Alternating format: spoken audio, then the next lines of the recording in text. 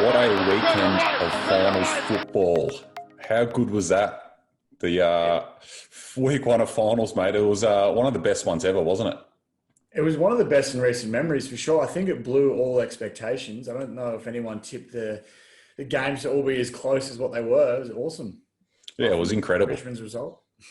I was going to say, it was from a neutral point of view. If your team wasn't playing, it was bloody good to watch. I can't imagine the tension with all those close games that your team being in the finals would have been pretty tough to watch.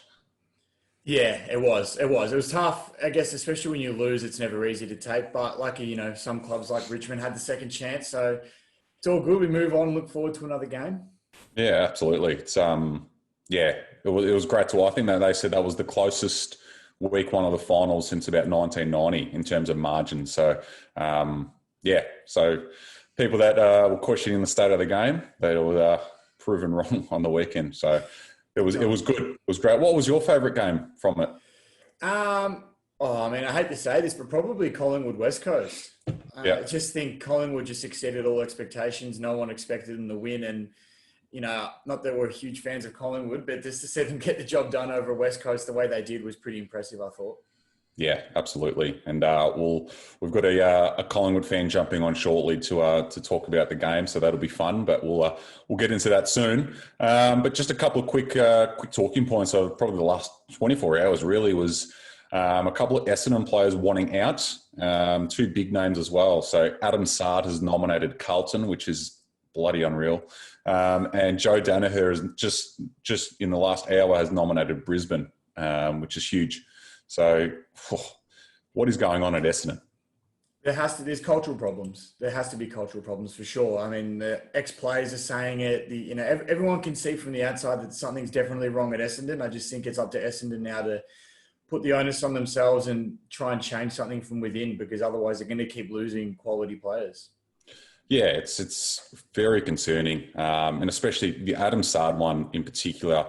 I know Carlton's offer is very similar to Essendon's, and he's leaving Essendon to go to their biggest rival, which really shows that there is something seriously wrong there. The player's clearly unhappy. Money, contract length, everything is all very similar. So, and to want to leave them and go to their biggest rival in Carlton is huge, isn't it?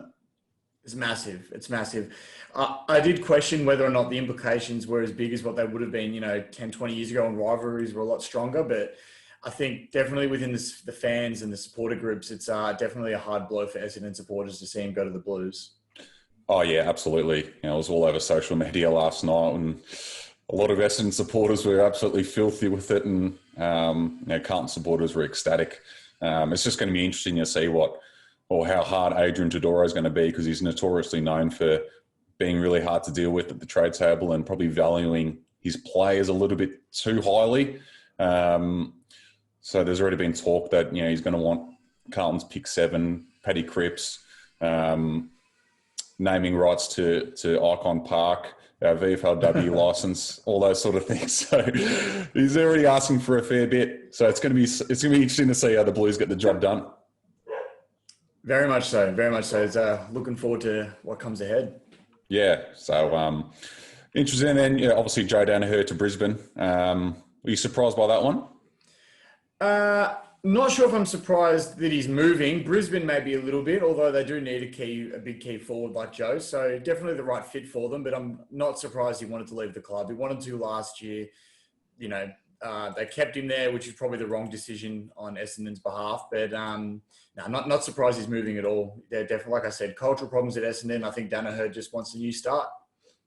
Yeah, absolutely. Yeah, not surprised at all with him wanting to move. It's just going to Brisbane. That's huge. They're already, they're probably the flag favourites right now. And for him to go there would be huge for them and will really set them up for the next few years, because they're already a bloody good side. And if they can have a power forward in Joe Danaher up there, they're going to be very scary in the next few years. So that is huge for Brisbane.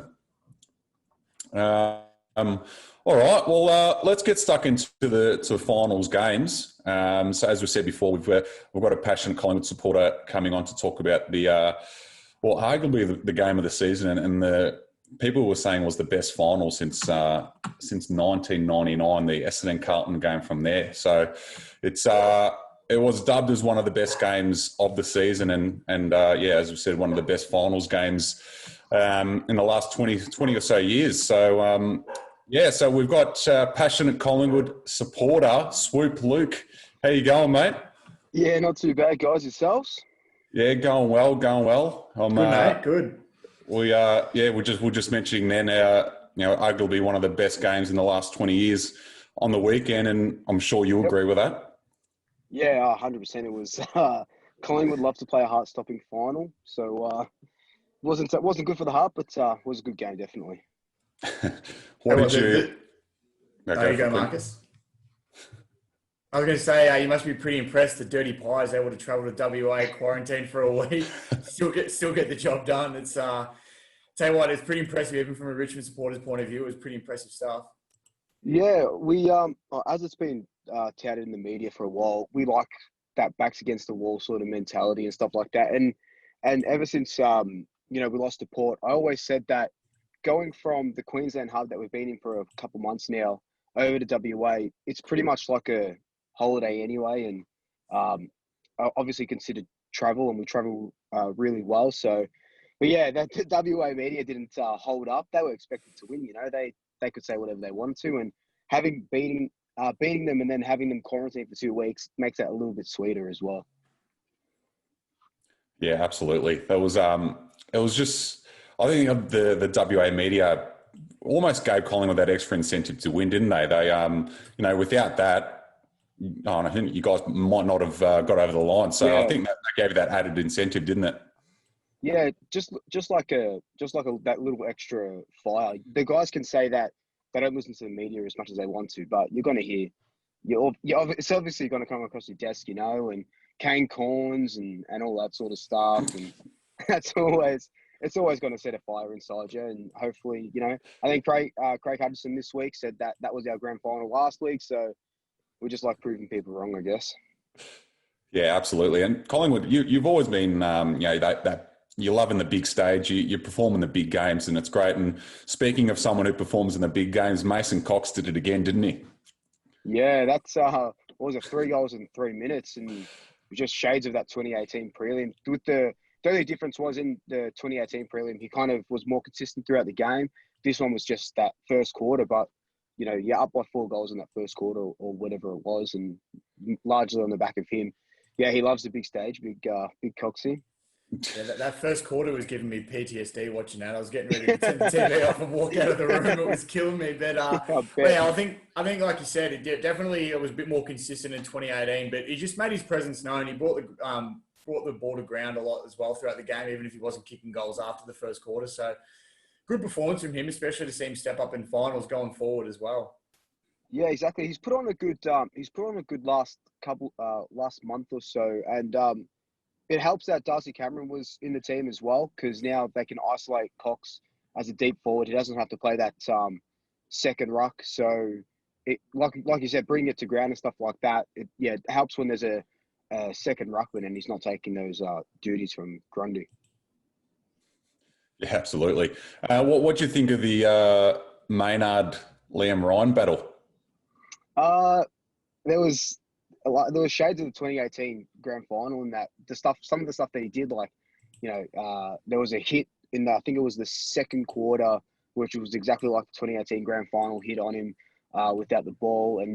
But Maynard is always going to give you 110%. Liam Ryan, I'd say, won that battle. He's a great, fantastic player, and you hate to play against him, but you'd love him on your team, But it was good. I like the way Maynard goes about it, and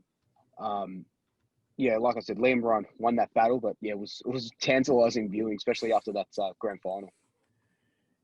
Yeah, I'm sure Maynard had flashbacks in the grand final, especially playing on Liam Ryan. But like you said, he is that tough player, such a hard nut. He's consistent every week. He must be. I'm disappointed myself. I went to school with him, so I'd like to see him make the All-Australian team. But you must be pretty disappointed he didn't get the AA selection.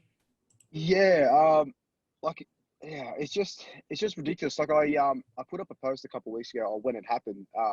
and he had a better season categorically over Shepherd, Darcy, Byron Jones. Is that the dude from Port Adelaide? Yeah, Yeah, so he's had a consistent season, and I wouldn't be surprised if he finishes top 2 in the Copeland as well. That's how good his season's been. So yeah, AA disappointing, but he'll back it up next year and get there. Well, I think one thing that's probably a little more important than the All Australian selection is the premiership. Obviously, can the Pies win it? Yeah. The Pies can win. I have to put my my one-eyed player hat on, but look, no teams won it from 8th, and I said going into that game that whoever wins, even if it was the Eagles, their next opponent, it's got to be a good game, and we're kind of lucky that, and I'm just looking forward, and it's what Collingwood supporters do. They like to look forward to weeks that they not even qualified for yet. But we're on the good side of the draw. If you can have a good side of the draw in a premiership, going up in the finals, we got Geelong, who, just looked shell shocked last week against Port and could go out in straight sets. Salwood injured, and then you got Brisbane, who we had the measure of when we versed them. They only had a good second quarter. I think they kicked 5 goals in the second quarter, and we only ended up losing by, a goal or a few points or something like that. So, it could be a Collingwood-Richmond grand final. Who knows? Oh, imagine that. what a year to have it when none of us can go. Yeah, and up in Brisbane as well. So, very cool. We got close last year. I tell you what, I was very excited. But yeah, right. Well, speaking of opponents that you can play in finals, mate, I feel like you play Geelong every year. Well, you've played them that many times in like the last, 10, 15 years, haven't you? Yeah, it's been crazy. I think Pendlebury came out and said that Geelong, he's played more finals against Geelong than any other team, and I think that was a stat as well, that of the AFL era, we've played each other the most. You just got to think back to 2010, then obviously 2011, then last year as well. Was a really good game, and we'd like to put on 2007 as well, but we'd like to put on a spectacle. So it's gonna be a really, really crazy game. Yeah, no, really looking forward to it. It's going to be another big weekend of footy. But no, mate, that's about it. We appreciate you coming on. It was good to get the Collingwood point of view, and obviously you've got your own Collingwood fan channel as well. So where can people find you? So if you follow me on Instagram, just Swoop Luke, and YouTube, it's Swoop Luke. I just do all talk all one side of Collingwood stuff. But yeah, so Swoop Luke on Instagram and YouTube. But yeah, thanks so much for having me on, guys. I really enjoyed myself. No worries, mate. Thanks for coming on. No worries. Have a nice day. See you guys. Cheers. Ciao. Yeah, mate. Bye. How good? Right. It was great to get some insight, and obviously with that huge win on the weekend, it was good to hear his passion, wasn't it? Well, I was the first Collingwood supporter we've had on, and we definitely chose the right one at the right time, that's for sure. It all lined up perfectly. I was a bit nervous getting a Collingwood supporter on, but that went all right. So. We didn't antagonise or push him a little bit. I've seen some of his other videos when he's fired up, and I'm glad we didn't fire him up. I'll just leave it at that. No, it was great. We'll have to get him on. Well, imagine they win the flag. We'll definitely get him on for that. That'd be great. All right, we'll move through the games then. So we'll go back to Thursday night and the first qualifying final between Port Adelaide and Geelong. This one was an unbelievable contest as well. Port Adelaide just really, they're proving everyone, I don't know, again, I think we said this last week, I don't think they're not getting enough credit that they deserve, are they? They haven't all year. And like you said, this isn't the first time we've said this. People keep acknowledging the fact that we're not giving them credit, yet they still won't give them the credit they deserve. You know what I mean? So like, it's funny how it works, because people in the media keep coming out and saying, yeah, look, Port probably, aren't getting the credit they deserve, but I still don't think they're flag favourites. It's like, well, hang on a second. It's, I don't know what more they've got to do to prove themselves, top of the ladder all year. They just knocked off Geelong with a very good side. I don't know how much more of a case they have to make for themselves. Yeah, it's ridiculous. And I think that performance on the weekend puts them as the flag favourites now. Them and Brisbane, especially with the home ground advantage, though both those teams are having this final series, it has to be out of them too. And and whoever wins it, if it's not one of those two teams, and the team that does win, it's going to be a bloody good team. So, yeah, I think Port are the flag favourites now. And geez, how good is that crowd as well at Adelaide Oval? Oh, it's very daunting from an opposition point of view, but it's fantastic, isn't it? The Port supporters are. They're not like any other. I don't know what word to describe them exactly, but they're definitely not like any other. And I tell you what, I know Luke just said this before, but looking ahead, which is something a lot of supporters tend to do, if Richmond were to get over the Saints this week, I'm very nervous about going over to Adelaide and playing up there.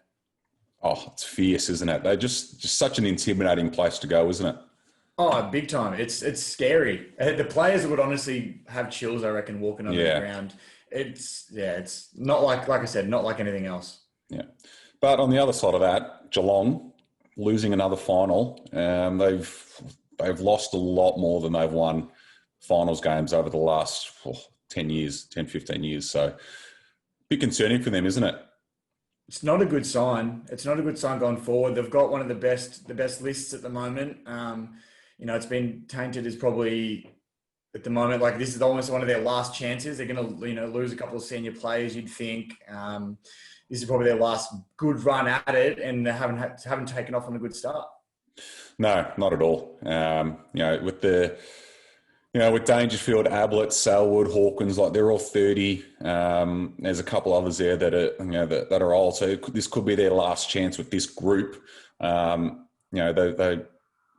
They've got to take their chances in big finals like that, and especially because they beat Port only a few weeks ago by a big margin, and then to lose to them like this was disappointing. But Tom Hawkins though kicked 5 behind, 0 goals.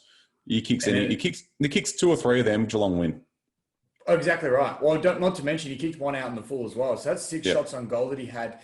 I don't know if you were watching the game, but I know towards the end he had a snap on goal and he kicked it on his opposite foot. But the body language from that kick just looked like he'd given up. Yeah, it looked like he'd just gone, I'm not going to kick this anyway. And he just put on his boot and hope for the best. So it's not the body language you want, especially in the final when the game is definitely still winnable. It wasn't like it was out of their hands at that point. So, yeah, I don't know. They've got a lot to work on this next week before coming up on the weekend. Yeah, absolutely. So, yeah, they are. Well, they get another chance and they play the Pies, as we spoke about before. So that'll be a huge contest. And, yeah, Port goes straight through to the prelim and they'll face either Richmond or St Kilda. So Port Adelaide looking good with another home final. But speaking of Richmond, the next night they play Brisbane at the Gabba in the other qualifying final. And, I mean, I know you weren't too happy with the performance from the Tigers, but I thought this was an unbelievable game. And I remember watching it in half. I was like, this is the game of the season. It was just incredible footy. Brisbane were very, very good. I thought Richmond still played quite well. Just Brisbane were just better. Is the best way to put it, I think. Yeah, no, look, Brisbane were very, very good. At the time, I was absolutely filthy. And, you can just ask those that were watching me while I was watching the game. I wasn't a happy man. But, look, I think you look back at it, Richmond weren't bad. We definitely didn't play poorly. We just had a few little mishaps. I think we're more undisciplined than anything. I mean, you look at we gave away 250 metres plus a double 50 on top of that. And I think that resulted in 3 goals. You take away those 3 goals from 50 metres and Brisbane only won by 15 points. We win the game. So I'm not looking too much into it in a sense more. We're just going to be, I think, a bit more disciplined. But on the other hand, that's not taking anything away from Brisbane. They were accurate, which has been a problem for them all year. They were good through the middle. They were just better, almost looked like better drilled than Richmond on Friday night. So they were looking very dangerous, especially, like you said, with home prelim now and the Gabbers at the grand final. So it's all looking upwards for Brisbane. The Gabbers at the grand final. Is what you just said. No, as I said it, I'm hoping, what if we pick up on this one or not? I'm standing by it. The Gabba is at the grand final. It's not the grand finals at the Gabba.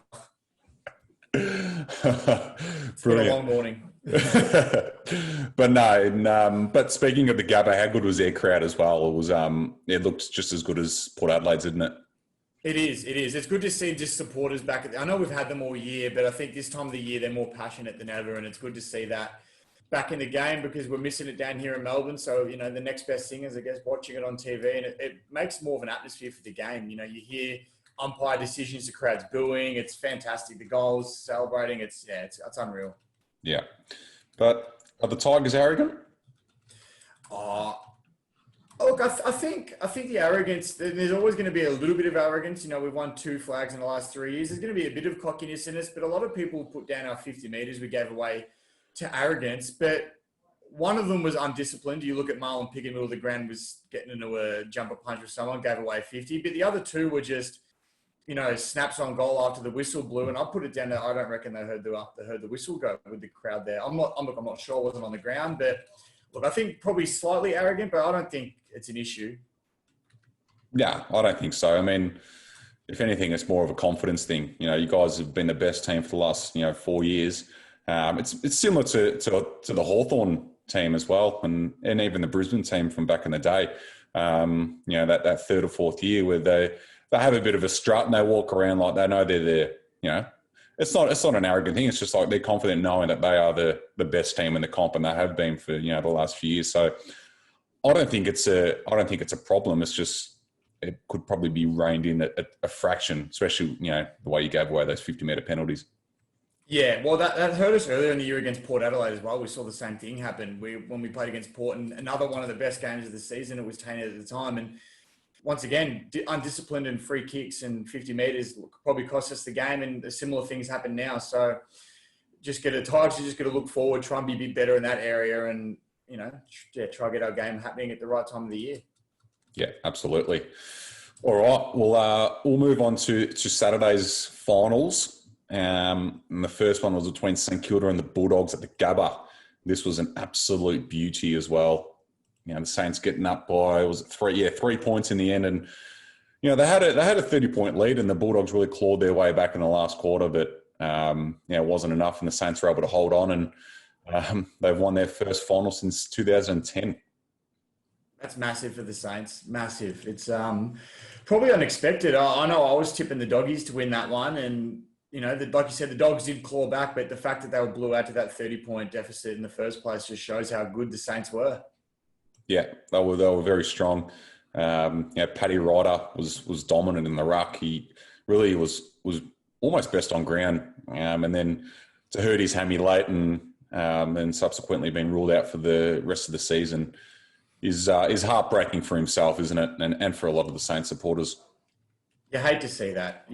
Like you said, he does miss the rest of the season, and we've got the Saints this coming week, the Tigers. So, you want to see your team play the best players, I guess. So, as much as it helps Richmond without having Paddy Ryder on the side, you don't like to see that. Not by injury, especially not a player like Paddy Ryder who's been around for so long. And I think, if I'm not mistaken, that was his first final win.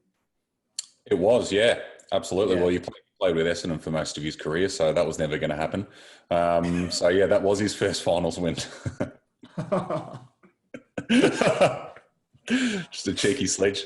I was waiting for that to come. But yeah, like you said, it's just sad. I mean, you saw him after the game. He was in tears, and you really feel for a player like that, especially after finally achieving something he's been working his whole career towards, but then just seeing it end, just like that. So disappointing for Paddy.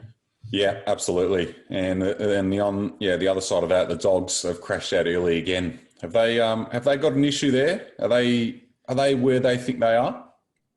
I think their performance all season sort of put them being in this sort of position. I mean, they were fairly inconsistent. They'd win some good games, look really promising, and then come out the week after and lose by 40 points. So I think they're where they're at has probably been shown all year, but I don't know if there's a problem or if they're just, young and still growing. I'm not really too sure with the Dogs. It'll be interesting to see how they go next year with another preseason to some of those younger guys like Bailey Smith and, all those guys. So and Aaron Norton. So, interesting times ahead for the Dogs. Yeah, they are still relatively young. So, they've probably got a bit more time on their side. But, yeah, it's just, that 2016 flag just feels like so long ago now. So, but talking about flags, can the Saints win it? I don't think so. I don't think they can. As great as this game was, they've got an issue with having games come too close. They had all year they lost and won a couple of games that were really close, similar to Carlton. You know all about that, having close games. And like you said, they did have a 30-point lead on the Dogs. And I just think the sides that are going to really push for the flag are going to keep those sort of leads and not lose them. And I think the Saints obviously played well to win it. But, yeah, I don't think they've got what it takes just yet to win it.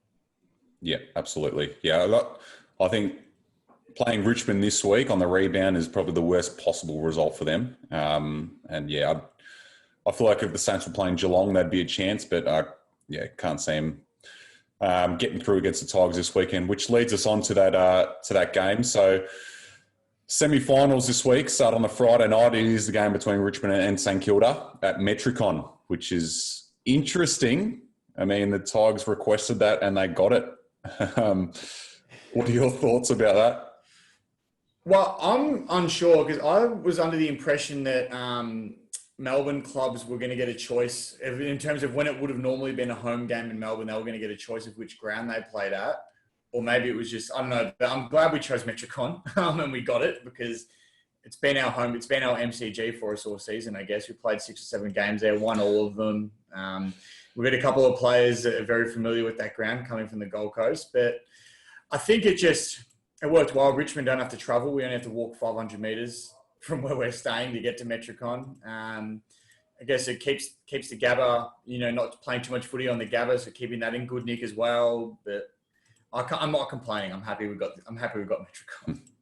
It's just interesting. I know there was an argument during the week that Geelong have always requested to play at GMHBA Stadium, and Chris Scott's been pretty public with that, and then Richmond Metricon's a smaller stadium than the Gabba.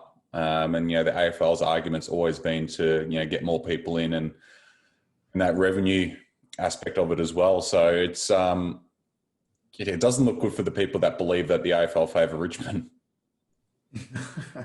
No, it doesn't. It doesn't. We definitely look like the AFL's pets at the moment, especially now GWS are out of the equation. Then no one's looking at them right now, so it's all on Richmond. But no, I'm pretty happy. I'm pretty happy we got that result, obviously. And another result that I'm not too upset with as a Richmond supporter is St Kilda, as we mentioned, have a couple of big outs. Paddy Ryder being one of them. Jake Carlisle has flown home with Paddy. I think he's having the birth of his 3rd child, I believe.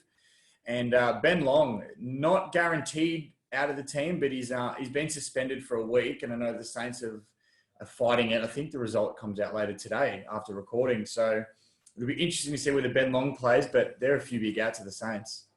I'll be very surprised if Ben Long gets off that. I mean, you can't do that. He's come off the square and lined up McRae. That's something from a different era. You can't get away with that now. And I think regardless of McRae getting concussed or not, you just can't do it. I'll be very surprised if he gets off. But in saying that, the Saints do have some big outs, and I think Richmond will win very comfortably here, especially with Tom Lynch back as well. And I think you guys will easily get through there and go straight through to the prelim. Yeah, I tried tipping against Richmond last week because it's worked in my favour, but I'm tipping us this week and jumped off that bandwagon. So I'm tipping the Tigers. I think we should get the job done. I reckon we'll bounce back after what we would consider a pretty disappointing qualifying final. Yeah, absolutely. All right, the other semi-final is on the Saturday night between Geelong and Collingwood, as we spoke about before with Swoop. It's another Geelong Collingwood final. It just feels like they play each other every week in the final, every year in the finals. So, but this game's at the Gabba, not at Metricon. It's going to be interesting to see how the Pies back that incredible win up against a Geelong team that's, as we said before, their finals record isn't great. So they can't go out in straight sets, can they, Geelong? Well, no, they definitely don't want to. It'd be a massive, massive disappointment if they were to go out in straight sets. But in saying that, they're coming up against a Collingwood team that seems to be proving everybody wrong, week in, week out at the moment. So they're every chance to go out in straight sets. Yeah, be super disappointing. What a waste of a season if they do go out in straight sets for Geelong. I mean, it was only a few weeks ago where people were saying that they were the flag favourites. So if they were to go out in straight sets, it'd be hugely disappointing for them. And not the way Gary Ablett sort of wants to go out as well. And it'd be disastrous for them if they do lose this one. In saying that, Collingwood do love the big stage, and it wouldn't surprise anyone if Collingwood did win, would it? No, not in the slightest. Not in the slightest. Who are you tipping for this one? I'm going to say Geelong just. just because they just simply have to win this. I mean, yeah, people saying Collingwood had their grand final last week and they've probably spent all their tickets there, but it also wouldn't surprise me if Collingwood did get up, but I'm going to tip Geelong. Yeah, I'm going to go the opposite. I'm tipping Collingwood. I just think that I don't believe that was their grand final. I believe that's just the type of form they're in at the moment. So I reckon they'll continue that. And the wheels just seem to be falling off for Geelong. Joel Selwood's got an injured finger. I think he'll still play, but that'll definitely, weigh up. Hawkins is probably having shot issues. He's missed a few goals in the last few weeks. It could be, weighing on him mentally. And I don't know if you've heard, there's a few rumours going on the off-field side of things for Geelong, which could be just tearing them down from the inside. So I think everything's sort of going against Geelong at the moment. I just reckon the Pies are looking very strong. All right. Huge. That'd be huge if they do get up the Pies. All right. Well, that is the semi-finals done. Really looking forward to it. If it's anything like last week's finals, it's going to be another great weekend of footy. But we'll move into our favourite segment, spot on or way off. All right, I'll kick us off here. This is Brisbane's flag to lose. Spot on. I reckon the way that they came out against the Tigers, the form that they were in, like I said, they fixed their accuracy issues. The grand final is at the Gabba, so they're right this time. They're just, I reckon it's definitely theirs to lose because Port Adelaide, although having a prelim in Port, they're still going to come back to Brisbane and try and knock off someone at the Gabba. And I think that team will be Brisbane. Yeah, absolutely. I think spot on as well. I think this is their best chance to do it, and if they don't, then they'll absolutely rue this for years to come. Yep. All right, so my first one, Collingwood's win in WA. I had written here originally is their most impressive win in the last decade, but I'm going to say is the most impressive win in the last decade. Out of all teams? Yeah, just about, yeah. Well, yeah, you could say that. When was it? You obviously can't compare it to their flag in 2010. Well, you can't compare it to a flag. I think it is, to be honest. As I said, people were saying that they were just making up the numbers. They sort of limped towards the finals. They didn't have a great season. They had a lot of injuries. They had a lot of hub issues, and to play a West Coast team over there I don't think they lost a game in Perth this season, was quite incredible. So, yeah, I'm going to say that's spot on. Oh, that's a good call from you. Yeah, no, like you said, I think West Coast was just so good over in WA. At one point of the year, and they won 7 or 8 in a row, they were, tipped as one of the favourites for the flag, and they've gone straight out for Collingwood to do what they've done. I think the only game just coming to me now that might compare to it would be the Doggies winning the flag. I don't think anybody saw that coming from 7th spot. But in saying that, I think in terms of an individual win, I think this game was right up there. Yeah, for sure. All right. Essendon have a serious culture issue. Yeah, spot on. I mean, I know this brings a smile to our face. That's another light jab. But they have to. I mean, how many players now are wanting out of the club? It was all touted to go in the right direction for them a couple of years back. I mean, Dylan Shield went there. You saw good things happening at the club. Change of coach. They've got a few good coaches. They've got the list. It's just no one wants to stay. So then there has to be something wrong with the culture for those sort of players to want to be leaving. Yeah, absolutely. I think they almost need to go into not a full rebuild, but they probably need to start just playing a lot of youngsters and starting fresh, really, because their senior players are wanting out, and they can't have players there that don't want to be there. So they probably need to completely rechange the brand and standards and values that they set at that club, and maybe just go back a year or two and get the foundations right, because there clearly is something wrong there. And I think Danaher and Sard are not going to be the only 2 players that leave that club this off-season either. Yeah, I think there will be a couple of senior players as well that are wanting out. But we'll move on now to the last spot on the way off for this week. I know we touched on it just a bit earlier as well, but Geelong have a serious issue when it comes to finals football. Yeah, I'm going to say spot on. yes, I was almost going to say that they get unlucky with their opponents, but no, that's not an excuse for a team that finishes top four most seasons. Richmond always finished third, and Richmond have finished third and fourth, and they've played away qualifying finals as well, and they've still gotten the job done. So I think that's spot on. They either don't know how to win coming off a bye, or they just mentally are just not switched on enough, or their intensity isn't good enough to play finals footy. Which is, obviously I'm saying spot off as well, but it's surprising considering they've still got a few players that won premierships with them. Like, there's not like they're a completely new side. They've got a lot of players that played in those flags, back in 2011, 2009 and all that with them. So there's definitely finals experience there. They just can't seem to put it together.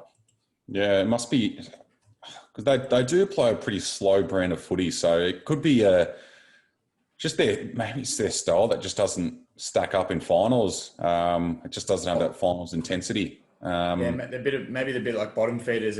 They beat the bottom sides with their game, but once their style's too slow to hack it with some of the best. Yeah. So it's going to be very interesting to see how they go this weekend against the Pies. But I think that's spot on as well. All right, and that is spot on. Way off done for another episode. As always, we love the feedback that comes in for that. It's our favourite segment, and we absolutely love it.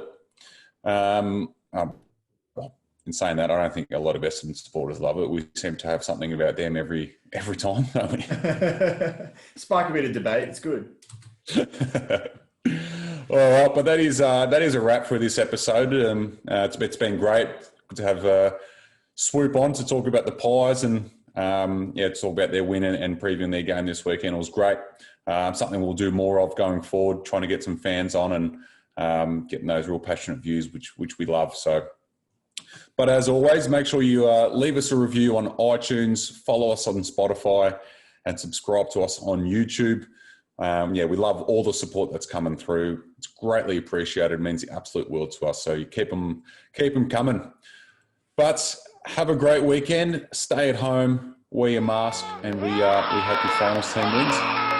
Pressure point! Pressure point! Pressure point! Pressure right! Pressure right!